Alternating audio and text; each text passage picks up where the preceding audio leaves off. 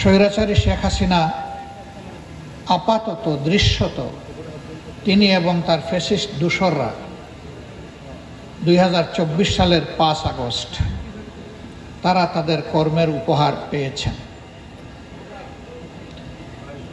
তিনি দেশ থেকে পালিয়ে গেছেন, তার সঙ্গী সাথীরা পালানোর চেষ্টা করেছেন। কেউ চুরি করে পালিয়েছেন আর কেউ ধরা পড়েছেন। যারা পালিয়েছেন এবং যারা পালাতে গিয়ে ধরা পড়েছেন, একজন মানুষ হিসাবে যদি চিন্তা করা হয়, তাদের জীবনের চেয়ে মৃত্যু ছিল তাদের জন্য শ্রেয়। কোনো রাজনীতিবিদের জন্য পালানো মানায় না। রাজনীতি করবেন রাজকীয় মন নিয়ে, রাজনীতি করবেন প্রিয় জাতির জন্য। যদি রাজকীয় মন নিয়ে জাতির জন্যই রাজনীতি করেন, তাহলে আপনাকে পালাতে হবে কেন? এটা ঠিক, মানুষ ব্যক্তিগতভাবেও ভুল করতে পারে, আবার সমষ্টিগতভাবেও ভুল করতে পারে। ভুল ওই জিনিসকে বলা হয় যা মানুষ না জানার কারণে কোনো অন্যায় করে ফেলে, কিন্তু জেনে শুনে যখন কোনো অন্যায় করে সেটা আর ভুলের ওই লেভেলে থাকে না, সেটা অপরাধে পরিণত হয়।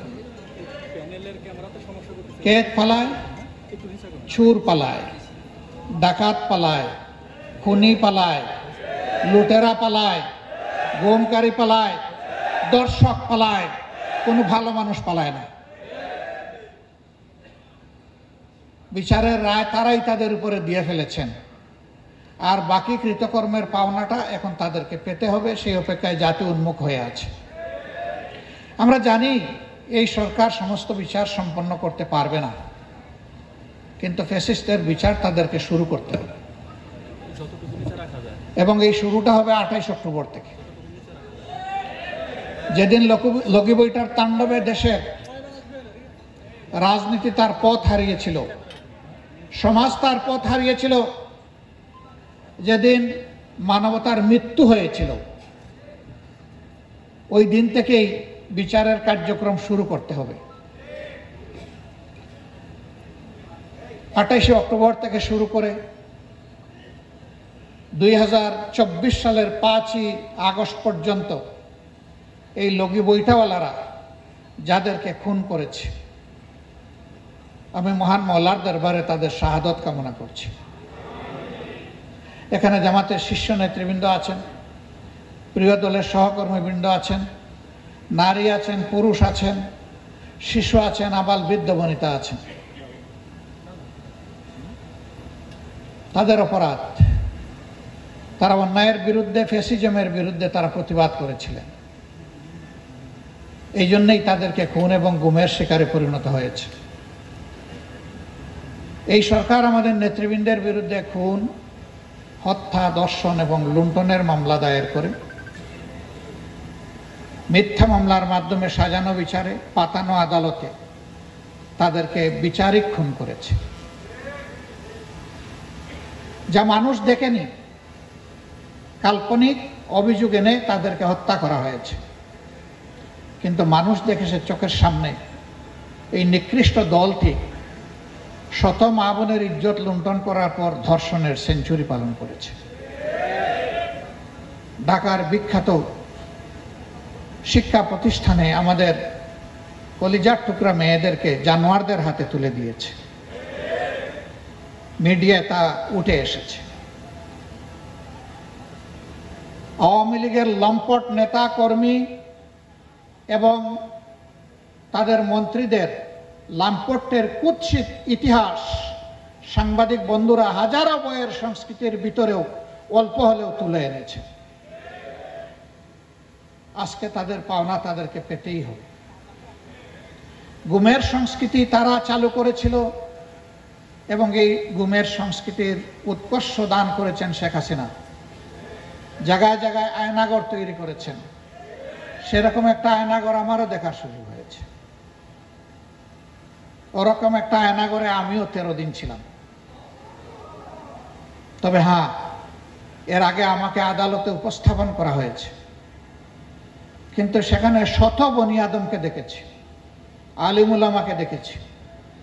মাসের পর মাস, বছরের পর বছর তাদেরকে সেখানে রেখে দেওয়া হয়েছে, আদালতে উঠানো হয়নি।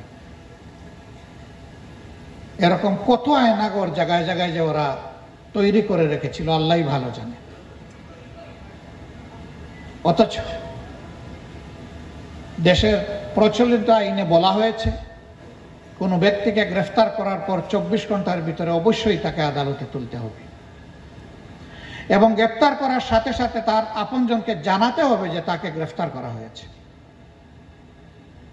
কিন্তু এই লোকগুলো আর আপনজন জানতো না এরা কি বেঁচে আছে না মারা গেছে। যদি তারা বেঁচে থাকে কোথায় আছে তারা জানতেন না। যারা শহীদ হয়েছেন, যাদের লাশ পাওয়া গিয়েছে, আপনজন যাদের দাফন করেছে, তারা তো অন্তত এটুকু প্রশান্তি পেয়েছেন যে এখানে আমার আপনজনের লাশ, এখানে আমার আপনজনের কবর। কিন্তু যাদেরকে আয়নাগরে নিয়ে নিখোঁজ করে ফেলা হয়েছিল তাদের আপনজন কিছুই জানতেন না। সেই আয়নাগর থেকে এখনো সকলে ফিরে আসেননি। আমরা জানি না তাদের ভাগ্যে কি ঘটেছে। যারা ফিরে এসেছেন আল্লাহর প্রতি, তাদের প্রতি আল্লাহ তাআলার একান্ত মেহেরবানি যে তারা তাদের আপনজনের বুকে ফিরে এসেছে। প্রিয় দেশবাসী, এইভাবে সত্যিকার অর্থে সারা দেশকে একটা জাহান্নামে পরিণত করেছিল আওয়ামী লীগ। সে আওয়ামী লীগ এখন মাঝে মাঝে মাথা উঁচু করার চেষ্টা করে। বন্ধুরা, 96 সালে তোমরা হাত জোড় করে বলেছিলে অতীতে আমাদের দল যত অপরাধ করেছে তার জন্য জাতির কাছে বিনা শর্তে মাপ চাই। আমাদেরকে একবার ক্ষমতায় দিয়ে আমাদের দেশপ্রেম প্রমাণ করার সুযোগ দিন। জনগণ তোমাদেরকে সেই সুযোগ দিয়েছিল। তোমাদের কান্নাকাটি মন বলানো কথায় জনগণ একটু আস্থা রেখে পরীক্ষা করতে চেয়েছিল যে তোমাদের ওই চাওয়াটা সঠিক কিনা। তোমরা সেবার ক্ষমতায় এসে 2001 পর্যন্ত সারা বাংলাদেশকে খাড়ি খাড়ি লাশ আর ছুপ ছুপ রক্ত উপহার দিয়েছিলে। আমার একজন বন্ধু বলে গেছেন সেই সময় তাদের দলীয় প্রধান বলেছিলেন, সরকার প্রধান বলেছিলেন, আর যদি আমাদের দলের একটা লাশ কেউ ফেলে দেয় তার বিনিময়ে আমি আমার দলীয় নেতাকর্মীদেরকে নির্দেশ দিচ্ছি তারা যেন 10টা লাশ ফেলে দেয়। কি মারাত্মক কথা! দেশের প্রধান নির্বাহী তিনি হুকুম দিচ্ছেন বিনা বিচারে একটার বিনিময়ে 10টা লাশ ফেলে দেব। আমরা ওই একটা লাশ ফেলে দেওয়াকেও সমর্থন করি না, আর 10টা লাশের এই ঘোষণাকে আমরা ঘৃণা করে প্রত্যাখ্যান। এবার বলেননি কিন্তু করেছেন। মিথ জারি আছে, তারা যা বলে তা করে না, আর যা করে তা বলে না। এবার না বলেই সমস্ত ধ্বংসযজ্ঞ তারা চালিয়েছে। শেষ পর্যন্ত জাতির উপর জেদ মেটাতে গিয়ে নিরীহ নিরস্ত্র মানুষকে খুন করার পর লাশগুলা ট্রাকে তুলে পেট্রোল ছিটিয়ে আগুন ধরিয়ে সেই লাশগুলাকে ছাই করে দিয়েছে। অনেকে বলে এরা নাকি আবার এদেশে রাজনীতি করতে চায়, এরা এদেশে আবার এসে নির্বাচনে অংশগ্রহণ করতে চায়। যারা গোটা জাতির বিরুদ্ধে এইভাবে যুদ্ধ করেছে তারা নির্বাচনে ভোট চাইবে কার কাছে? এদের কোনো নৈতিক অধিকার নাই ভোটের ময়দানে ফিরে আসা। যদি জনগণের ভোটে বিশ্বাসী হতো 14 সালে তারা ফেয়ার নির্বাচন দিত, 18 সালে দিত, 24 সালে দিত। তাতে যে দল ক্ষমতায় আসুক তারাই দেশ শাসন করত। তারা তো এটা চেয়নি। তারা চেয়েছে মেরে কুটে যে কোনো ভাবে তাদেরকেই ক্ষমতায় থাকতে হবে। এই জন্য তারা মানুষ খুন করে, মানুষকে পুড়িয়ে জ্বালিয়ে সভ্যতাকে ধ্বংস করে, মানবতার বিরুদ্ধে যুদ্ধ ঘোষণা করে তারা শেষ রক্ষা পাওয়ার চেষ্টা করেছিল। তুতিল মুলকা মান তাশাউ ওয়া তানজিউল মুলকা মিম্মান তাশাউ। আল্লাহ ইচ্ছা করেন যাকে তাকে ক্ষমতা দেন, আবার যখন ইচ্ছা করেন আল্লাহ তাআলা তার থেকে সরায় নেন।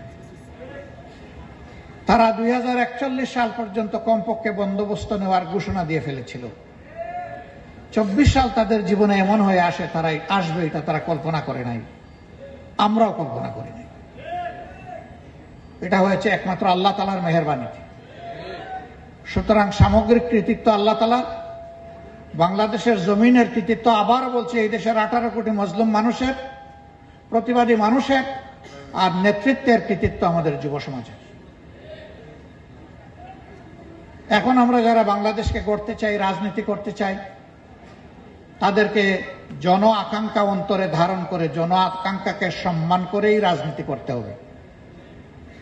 ফ্যাসিবাদ বিরোধী এই জনগণ কি চায়? এটা বুঝে তাদেরকে রাজনীতি করতে হবে।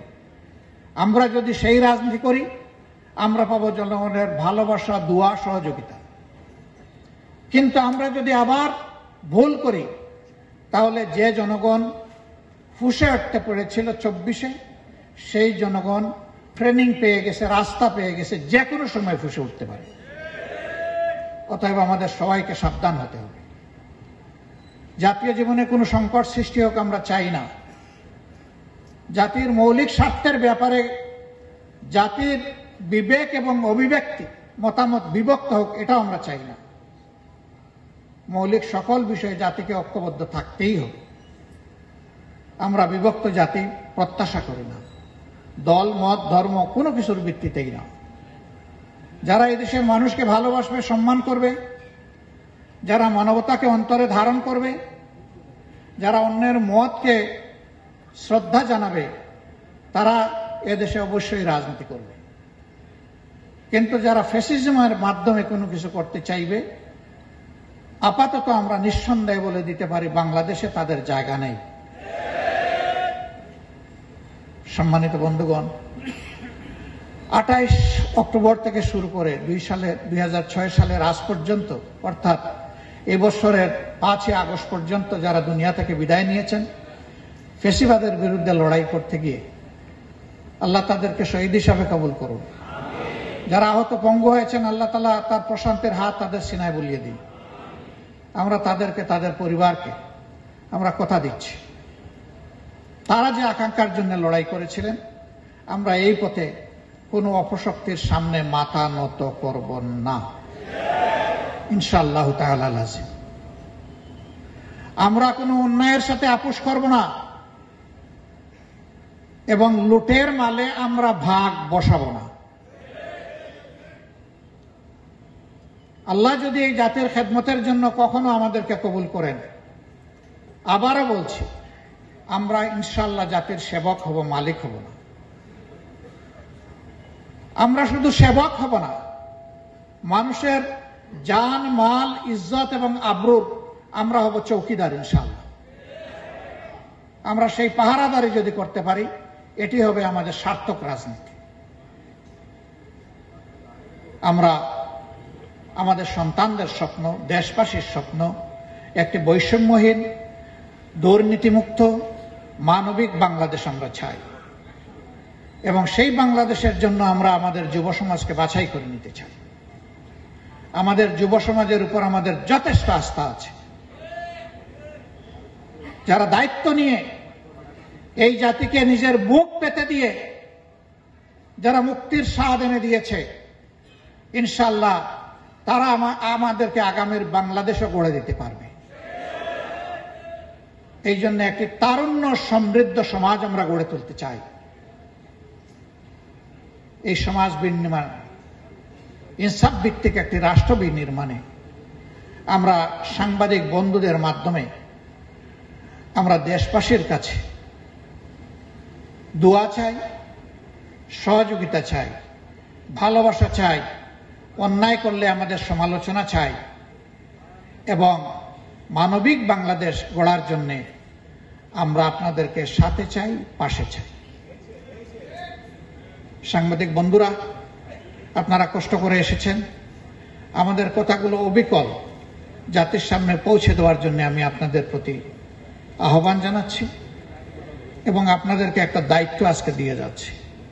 প্রিয় সংগঠন বাংলাদেশ জামাত ইসলামের পক্ষ থেকে আপনারা আর কার ক্ষেত্রে কি বলবেন না বলবেন, এটা আপনাদের বিবেকের উপর ছেড়ে দিলাম।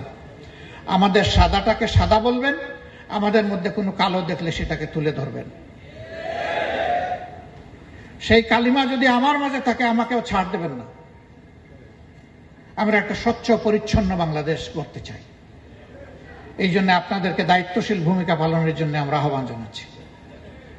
তবে আপনারা যদি জাতির বিবেক হয়ে থাকেন আর মিডিয়া যদি দর্পণ হয়ে থাকে, তাহলে সকলের ক্ষেত্রেই আপনাদেরকে সাহস করে সাদাকে সাদা বলতে হবে এবং কালোকে কালো বলতে হবে। এই দাবি রাখি আজকে যারা এখানে সমবেত হয়েছেন তাদের সকলকে আন্তরিক কৃতজ্ঞতা এবং ধন্যবাদ জানিয়ে আমরা শহীদদের রক্তের আমানত যাতে রক্ষা করতে পারি, আল্লাহ তাআলার কাছে সেই তৌফিক কামনা করে, আপনাদের দোয়া এবং ভালোবাসা কামনা করে আমার বক্তব্য শেষ করছি। তার আগে একটি অনুরোধ, সভাপতি কথা বলুন।